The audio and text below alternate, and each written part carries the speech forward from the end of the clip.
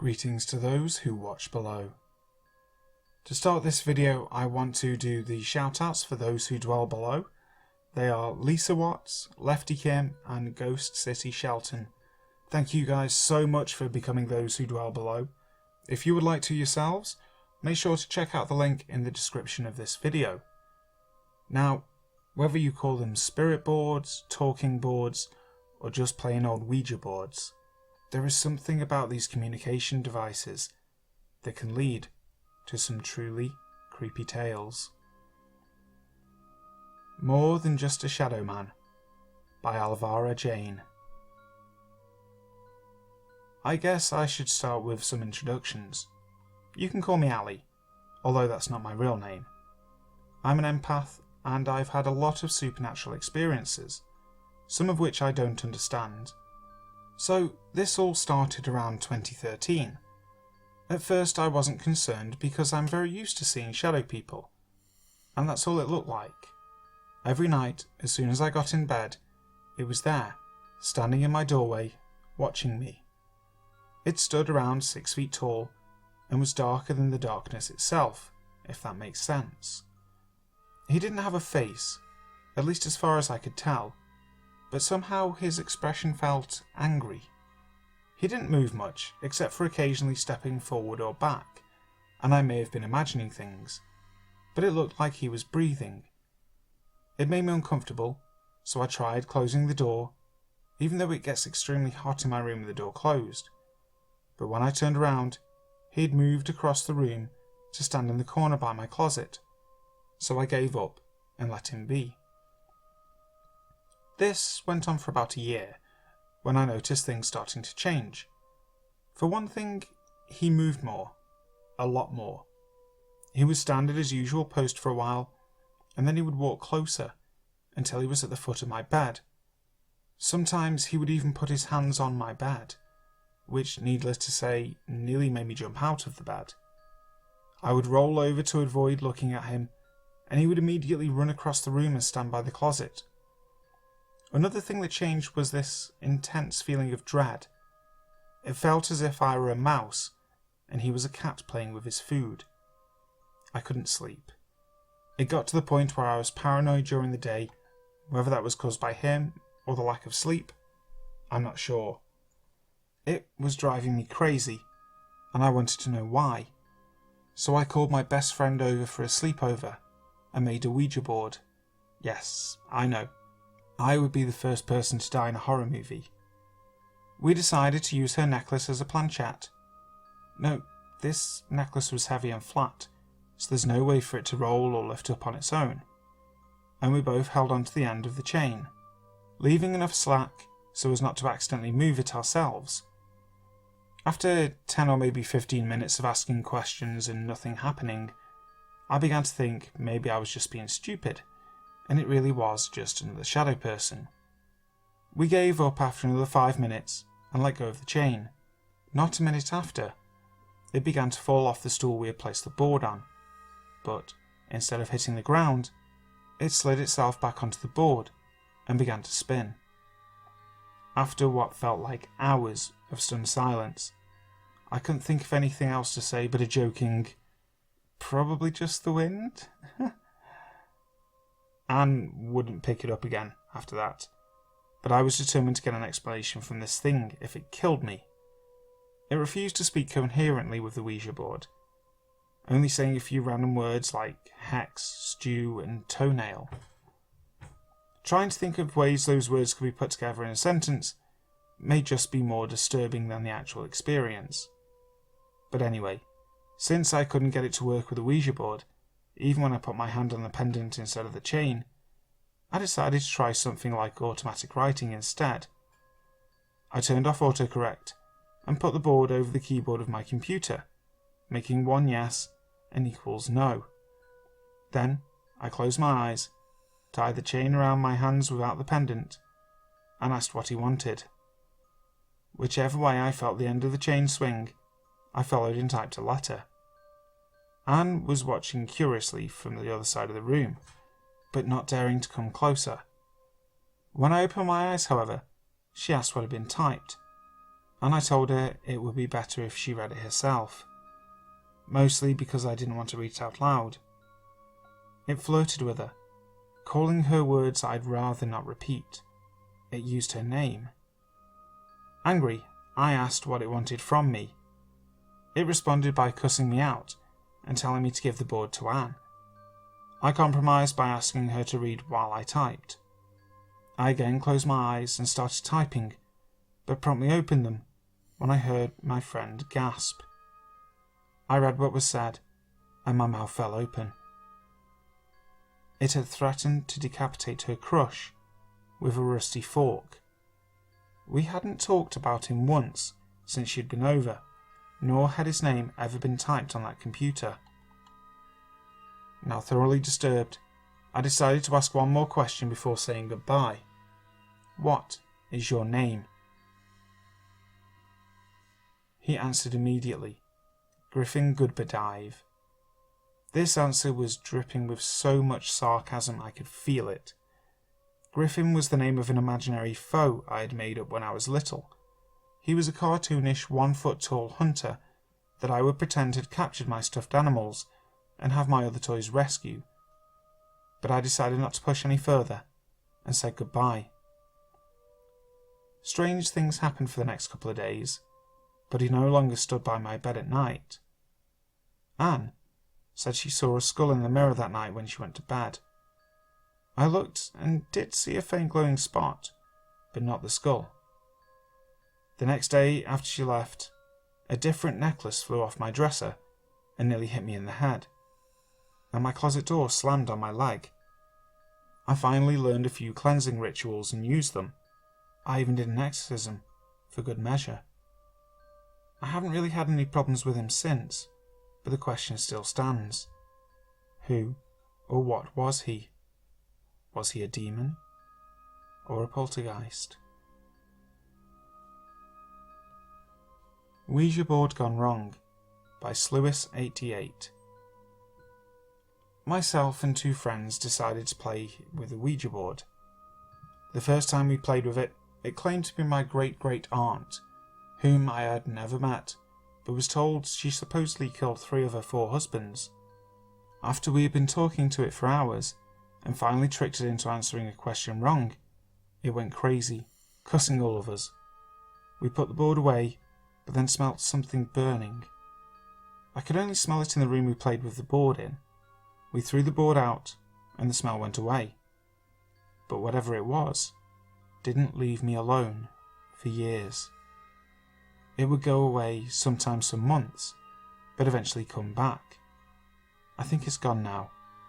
After moving 3 times, and a lot of prayer, and having missionaries bless my home, and even contacting a demonologist and following their tips on ridding my home of it, it got to where my husband and I were seeing it, and something was scaring my son by whispering his name in his ear. He's still terrified to go into the back bedrooms alone. I actually made my sons sleep together, with a Bible between them. One night, I woke up and saw what looked like an extremely small man in very old army clothes. It didn't look like a dwarf. He looked like a very normal man, but around 4 feet tall and grey. He just looked at me, and after I blinked, he was gone. I don't know where he fits in all of this, but for some reason, he didn't scare me. I'm not sure my husband really believed me until he actually saw it. He was absolutely terrified. We were in bed, and I had been hearing it for a while now. I was so paranoid that it would do something that I made my husband sleep in the bedroom with our kids, and I would sleep in the living room, so one of us were on each end of the house. As I was used to seeing it walk up and down the hallway, I would catch glimpses and hear the footsteps. It was so incredibly scary. One night, my husband came into the living room shaking. He asked if I was just in the bathroom. I told him I hadn't been, but I knew why he was asking, because I had seen it too. It was very big, from the floor to the ceiling and as wide as the hallway. It would just walk up and down the hallway all night. One day I woke up and my house felt less tense. I had reached out to the demonologist and followed their steps 2 days before. I'd been in a horrible depression, and my oldest son was sick a lot and had to go to monthly appointments at the children's hospital, and a lot of local doctor's appointments and some visits to the emergency room as he was on a bunch of meds. But that day, it seemed like everyone was happy. Later that night, my husband and I were up really late watching TV. Something knocked on the door.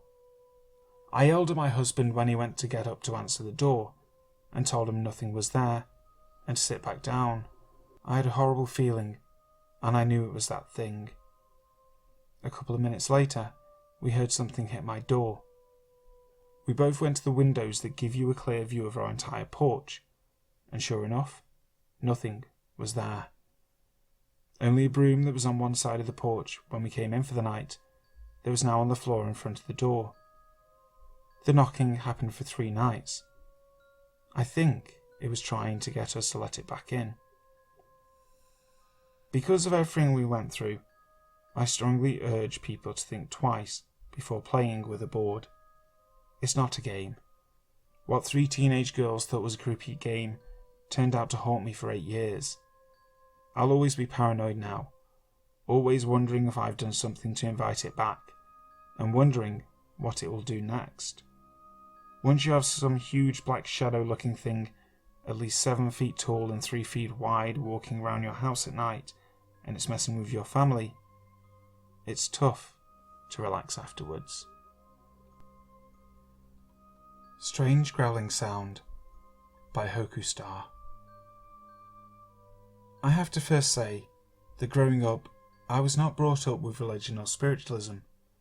I will say that now, I am spiritual, as I have come into my own spiritual beliefs and practices. It was the late 80s when this experience happened to me. I had just returned from a trip overseas for a school function. I was in my early teens and feeling pretty invincible. I'm sure most people can relate to this feeling at this age. While on this school function overseas, my friends and I decided to play with a DIY Ouija board. Since we did not have an actual Ouija board with us on the trip, we cut out the alphabetical letters and numbers and taped it along the edges of a circular table provided by the hotel. The cutouts were randomly placed around the table, so that if it were an actual spirit communicating with us, they would have to move the glass cup, rather than having one of us move the glass cup based on remembering where the letters and numbers were taped. We did not know to call upon protection, or ask for higher level spirits to come to us for communication.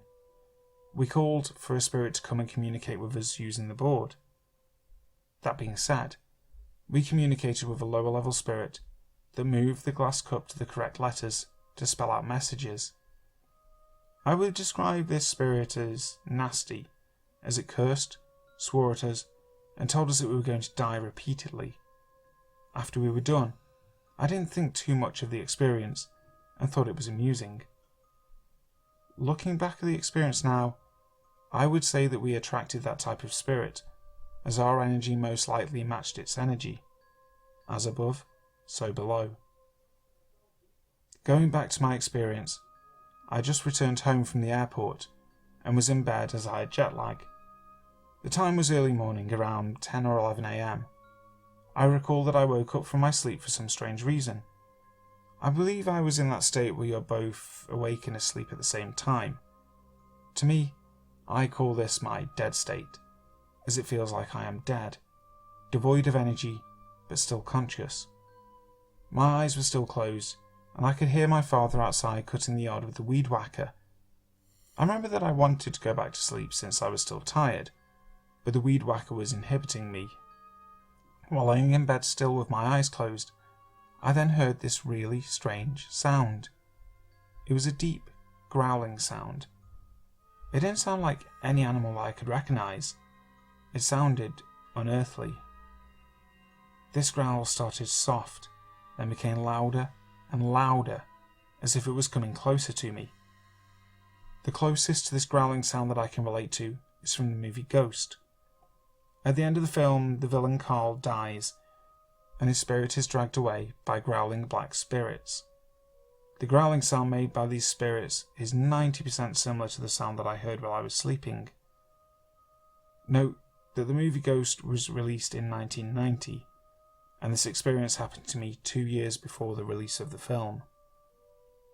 I remember being scared, since I didn't know what was making this hideous sound. Eventually, the growling sound slowly dissipated, and I was scared. I tried to ration what could have made that unearthly sound, and eventually succumbed to my jet lag. I am still unable to determine whether this experience was factual, or if I imagined it entirely.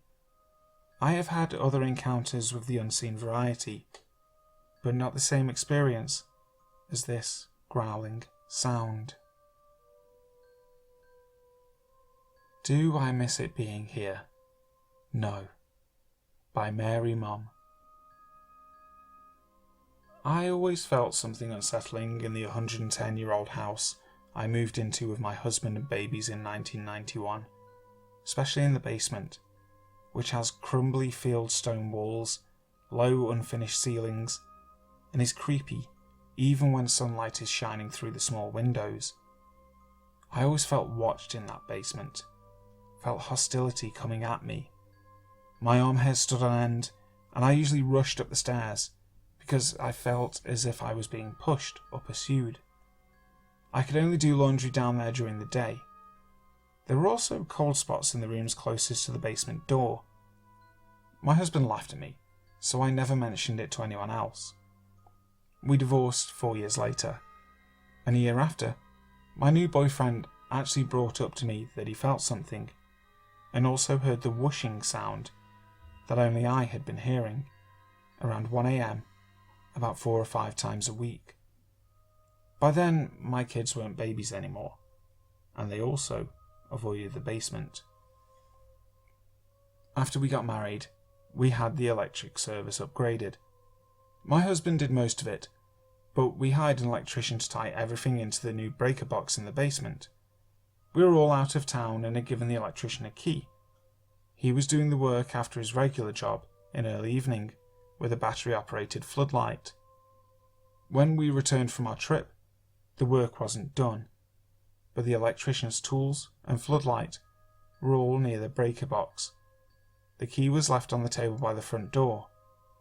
When we called, he said something in our basement didn't want him there, and could we leave his tools on the front porch. The second electrician came during the day, and it was fine. 3 years after that, we were having the attic over half of the house demolished and a second half-story added. While this construction was going on, somebody loaned us a Ouija board, which we used after the kids were asleep. Our Dutch exchange student and his friend from France were there as well. My husband and I had the planchette, and the students wrote down what was spelled out. "Stop this, the noise is killing me," was the first thing it said. Nobody understood what he was talking about at first. We asked questions about gender, male, and place of birth, Belgium. I thought my husband was moving the darn thing, and he thought I was.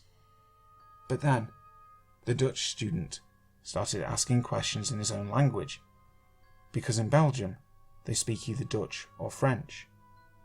He answered in Dutch. I don't speak Dutch. My husband doesn't speak Dutch. This was the moment when I knew, really knew, that it wasn't just a creepy basement and maybe my imagination. I had always left room for doubt, so I didn't have to feel, like one of those people who believes they have a ghost. I honestly did have a ghost. It scared me, made me feel sick to my stomach and cold all over. A few more questions were answered. Date of birth, 1816. When they came to America, 1836. Did it like my husband? No. Did it like me and the kids? Yes. It would respond to the Dutch student, but wanted the French kid to leave. He hated the French because they had killed his father in 1830. It spelled out a long sentence about the construction being a big problem, then another. This was all in Dutch. When we asked him when he died, the planchette went off the edge of the board, and that was it. He would respond no more. I put the Ouija board on the porch outside and gave it back to its owners the next day. I will not allow another in my house, ever. The hair-prickly feelings, cold spots, and whooshing noises all stopped. He has never come back, we think, because of the construction. The house was ghost-free for 13 years. When somebody else moved in, it was a far more expressive entity, and was upstairs this time. We smudged the house with burning sage, spoke sternly to it, and spread salt trails around the perimeter of each room. When none of that worked, we called in a Catholic priest, and it worked. He had to come back 6 months later for a completely different entity. It worked again. We have been ghost-free now for 6 years. Thank you so much for watching today's video. I really hope you guys enjoyed it. What I want to ask is, have you ever used a Ouija board? And how do you spell Ouija? I've seen so many people pronounce it so many different ways, like Ouija, Ouija, Ouija. So it would be really interesting to see what you think down in the comments. Remember, there's no wrong answers. Unless your answer is Ouija, in which it's the right one. So, until next time, sleep tight.